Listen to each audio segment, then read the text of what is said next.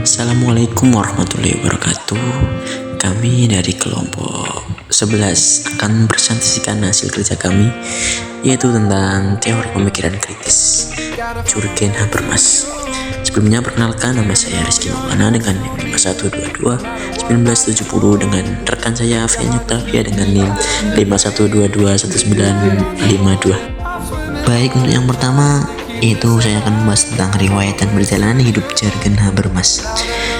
Jürgen Habermas dilahirkan pada tahun 1929 di Düsseldorf, Jerman.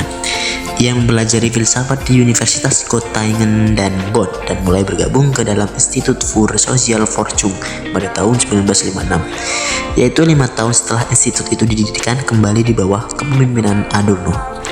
Waktu itu ia berusia 27 tahun dan mengawali karir akademinya sebagai asisten Theodor Adorno, atau seorang filsuf Jerman terkemuka di Institut for Social Research antara tahun 1958 sampai 1959. Gelar PhD didapatkannya setelah berhasil menyelesaikan dan mempertahankan disertasinya yang berjudul Das Absolut und die Geschichte, atau yang absolut dan sejarah, yang kemudian diterbitkan menjadi buku pada tahun 1954 dan berisi tentang pertentangan antara yang mutlak dan sejarah dalam pemikiran Schelling, pemikir kritis mazhab Frankfurt. Habermas merebut perhatian pada tahun 1953 ketika ia menulis resensi buku filsuf terkemuka Jerman Martin Heidegger yang berjudul Pengantar Metafisika di harian terkemuka Frankfurter Allgemeine Zeitung atau FAZ. Habermas muda dengan tegas mengecam sikap Heidegger yang menurutnya masih tetap mendukung ideologi biadab rezim Nazi dan Adolf Hitler. Sejak muda, gagasan-gagasan Habermas memang selalu menolak fanatisme dan konflik.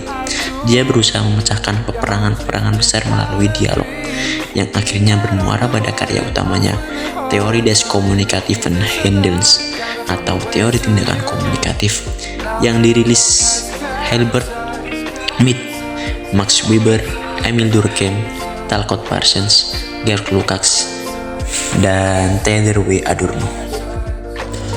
Merebut ruang dialog dan komunikasi. Sampai usia lanjut, Habermas masih sering terlibat dalam polemik dan debat tentang etika dan kebebasan. Namun dia tetap setia pada kredonya menolak kekerasan dan menawarkan solusi integratif melalui dialog dan komunikasi. Namun Habermas mengikuti perubahan masyarakat selalu dengan sikap kritis. Ketika Jerman dilanda euforia reunifikasi tahun 1990-an, Habermas mengkritik prosedur penyatuan Jerman yang disebutnya proses administrasi yang hanya dipusatkan pada imperatif ekonomi.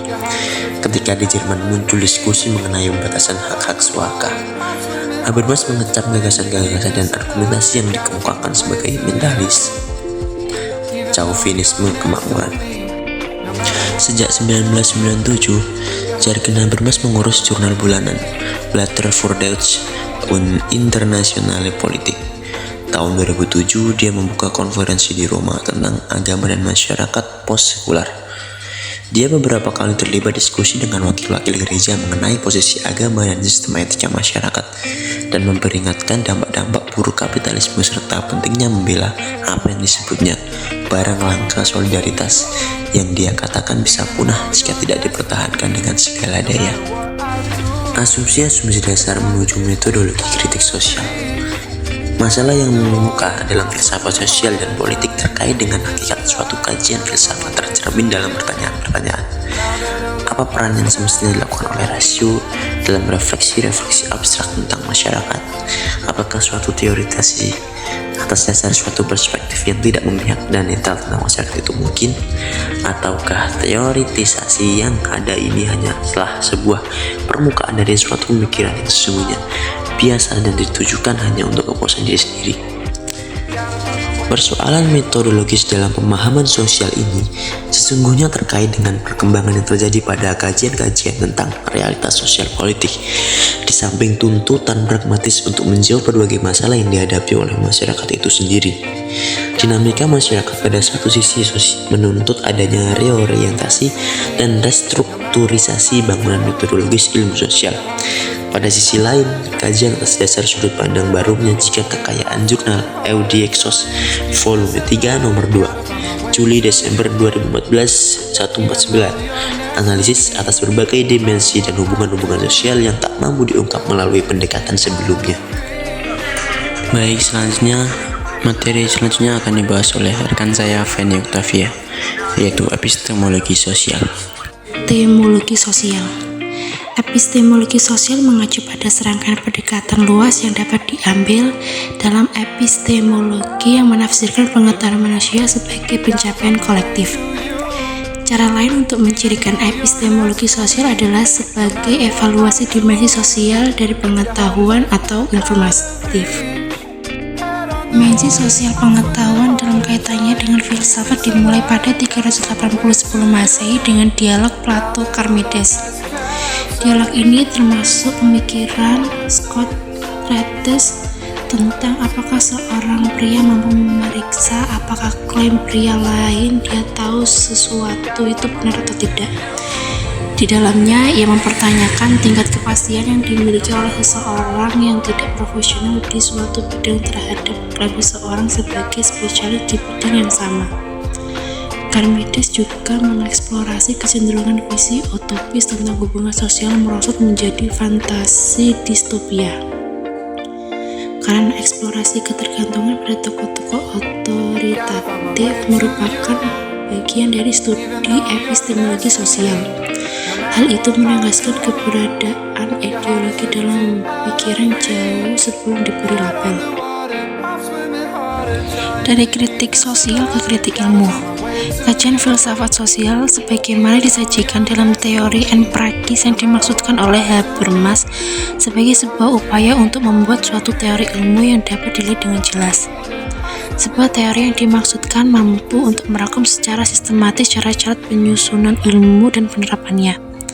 Oleh karenanya, bagi Habermas setiap diskusi tentang syarat-syarat pengetahuan yang mungkin saat sekarang meskipun mulai dari posisi yang dihasilkan oleh filsafat ilmu, kita tidak dapat lagi secara langsung kembali pada dimensi pengajian epistemologis. Tentang epistemologi sosial. Epistemologi sosial bervariasi sepanjang beberapa dimensi. Pertama, mereka mungkin menekankan prosedur atau tujuan penyelidikan. Apakah penekanannya pada prosedur atau tujuan rentang di sini sama besarnya dengan rentang epistemologi secara keseluruhan. Dari praktik konsensus hingga keterlibatan kritis hingga kebenaran hingga kesuksesan pragmatif hingga tujuan yang dibentuk secara sosial. Kedua, upaya untuk mengikuti prosedur atau pencapaian tujuan dievaluasi untuk unit inquiry yang berbeda. Beberapa ahli epistemologi sosial mengevaluasi upaya individu manusia, menilai pengaruh proses sosial pada penalaran dan pengambilan keputusan individu. Lainnya mengevaluasi upaya agregat kelompok orang yang mungkin bekerja bersama atau secara terpisah. Baik, itulah tadi presentasi dari kami. Jadi kesimpulannya itu, Jürgen Habermas yang lahir pada tahun 1929 adalah seorang pemikir kontemporer yang mencurahkan usahanya untuk menjawab persoalan-persoalan dasar di atas melalui dan berpijak dari suatu tradisi yang disebut teori kritis. Teori kritis yang dipahami sebagai teori sosial yang dikonsepsikan dengan intensi praktis merupakan buah pikiran yang muncul dari refleksi yang luas tentang hakikat pengetahuan, struktur penelitian sosial, dasar normatif interaksi sosial, dan tendensi politis, ekonomis, dan sosial kultural dari zaman ini. Mungkin itulah. Apabila presentasi dari kami ada kurangnya, kami minta maaf sebesar-besarnya. Terima kasih. Assalamualaikum warahmatullahi wabarakatuh.